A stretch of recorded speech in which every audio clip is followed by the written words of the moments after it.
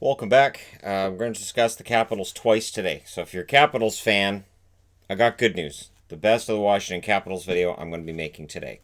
The bad news is, I was looking over the 2010s. I was looking over playoffs. Of course, as I'm doing videos and I'm going through different websites, I thought, there's 3 times the Washington Capitals have won the President's Trophy, all in the 2010s.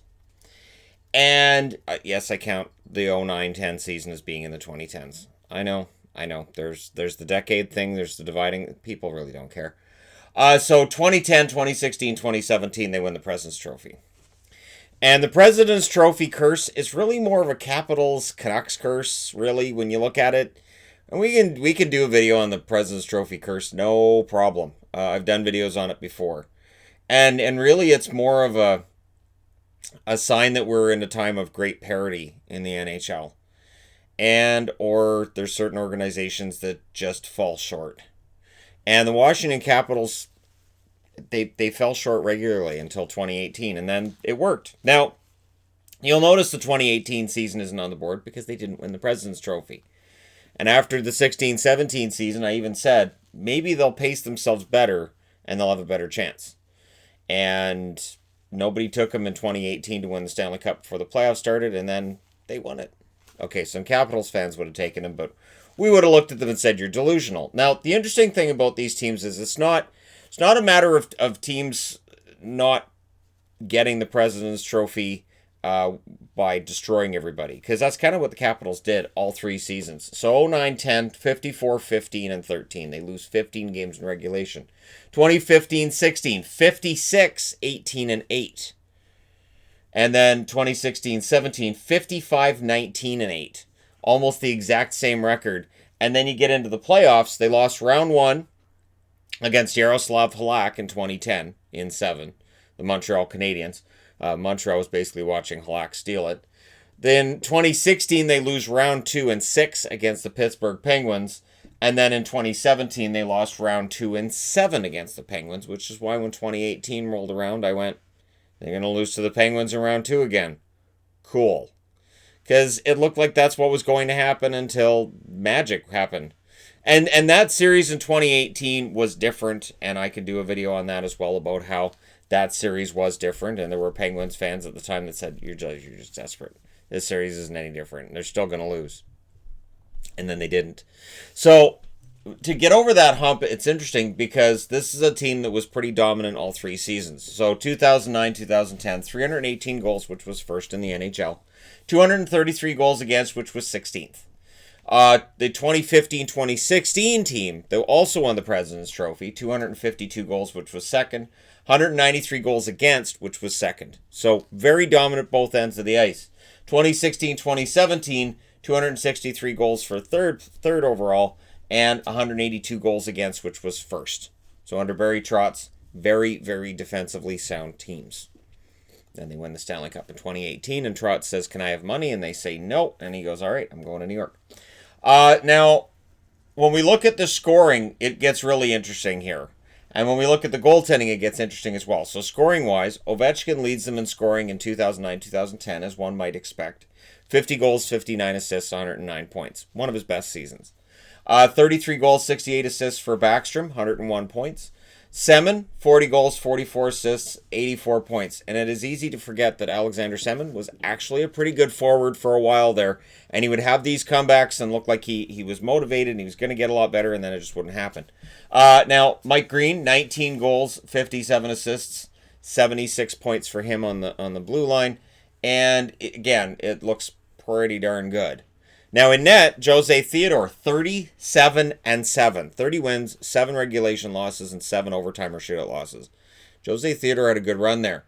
Varlamov, 15-4-6, and Michael Neuwirth went 9-4. As it looked like Washington just had an endless crop of goaltenders. Holtby's not even there yet. So there was an endless crop of goaltenders, and Theodore was just holding the fort until the next guy was going to be ready. Now in the playoffs, Ovechkin, 5 goals, 5 assists, 10 points. And that's in 7 games. So while Ovechkin takes a lot of blame when this team loses, and that's what happens, he had 10 points in 7 games.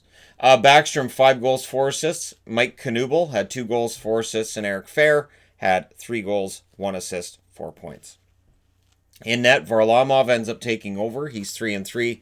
Jose Theodore was 0-1. And if you're looking for winning streaks that season, from October 15th to 19th, they won 6 in a row. November 25th to December 7th, they won 6 in a row. Between January 13th and February 7th, they won 14 in a row. This team was an absolute monster during that regular season. And then from April 1st to 9th, getting ready for the playoffs, they won 5 in a row. So they didn't go into the playoffs not playing well. They went into the playoffs playing very well. And it looked like they should be able to just off Montreal and knock them aside. And it didn't happen. And that was one of those years where all the underdogs, it seemed, were winning in the East. So, again, they lose in the first round after all of that winning they were doing. 2015-2016, Kuznetsov leads them in scoring. 20 goals, 57 assists, 77 points. Ovechkin, 50 goals, 21 assists, 71 points. This is where Ovechkin's got back into shoot-first mentality. And it's different. Years are different with Ovechkin. And I think as he gets closer and closer to Gretzky's record, we may see more and more shooting and less of the passing. I don't know. Maybe not. Maybe he does the line A thing where if you're passing more, you're open up for more shots. Not like it matters. Ovechkin basically scores at will. Backstrom, 20 goals, 50 assists that year. Williams had 22 goals and 30 assists, 52 points for the Capitals. Holtby, 48, 9-7. Excellent record. Grubauer was 8, 9-1. And when you get to the playoffs, John Carlson, 5 goals, 7 assists. Ovechkin, 5 goals and 7 assists for him as well. And again, the criticism goes on to Ovechkin when the team loses in the playoffs. Backstrom, 2 goals, 9 assists, and Oshie, 6 goals, 4 assists. And when I say the blame goes on to him, I mean from media, from some fans outside of Washington. I don't know that the Capitals fans really put it on Ovi at any point, but there were fans outside of Washington that did. I know because at one point I did. And then I started really paying attention and thinking, nah, it's not really his fault. Holtby went 6-6 in the playoffs with Oshie, 6 goals, 4 assists, and everything. All the numbers were good except the fact they lose in round 2 to Pittsburgh. Now, for winning streaks, there weren't as many winning streaks as that previous season I mentioned. 6-game winning streak from November 21st to December 3rd, and December 12th to 30th, they won 9 in a row. So that makes up 15 out of their 56 wins. They were just consistently very good all year.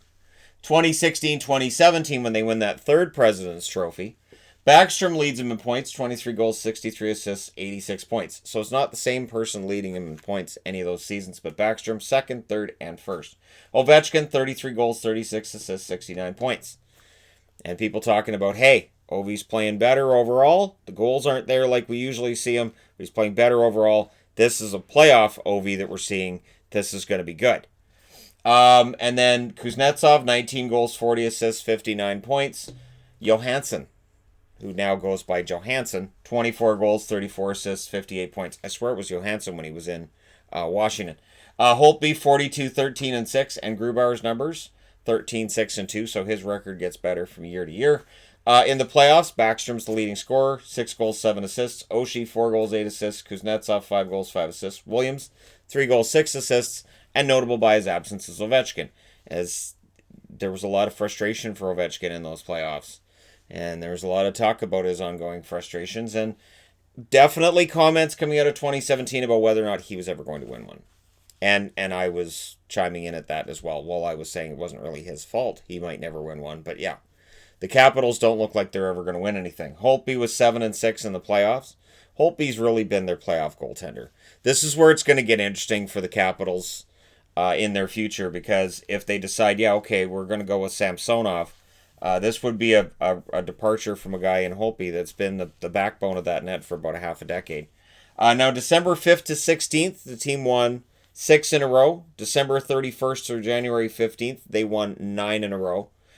February 1st to 11th, they won 6 in a row. And March 18th to 29th, they won 6 in a row. So again, as they're getting ready for the playoffs, they're winning a lot of games. In 2017, a lot of people took them to win the Stanley Cup.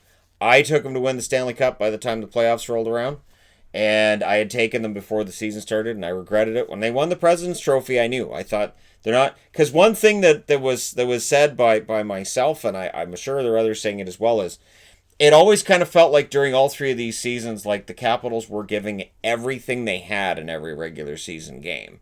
And while that's admirable, by playoff time, they were pretty banged up, beat up, and Pittsburgh would take them out twice, and Montreal took them out in the first round in 2010, largely thanks to Yaroslav Halak, yes, but it is an interesting dilemma Washington found themselves in. I'm glad they won the Stanley Cup in 2018, because if they hadn't won the Stanley Cup in 2018, a year they didn't win the President's Trophy, then we would still be talking about how the Capitals have never won a Stanley Cup. And the conversation that we have right now about are the Vancouver Canucks of the early 2010s the most talented team to ever win a Stanley Cup would instead be these Capitals. These Capitals would be the most talented team and the most dominant team over a decade. The other reason, too, that I thought to do this video was, I did the video comparing Ovechkin and Crosby, and I kept seeing posts about, well, Crosby's had a better team with Pittsburgh.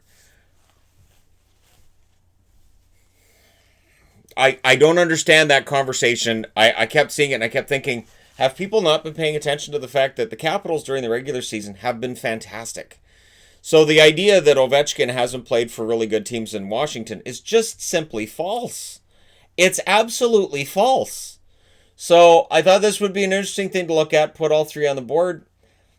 And it is interesting. It is interesting that, the year that they fall back from the 2 President's Trophies in a row, all of a sudden they're Stanley Cup champion. And again, I'm happy for them.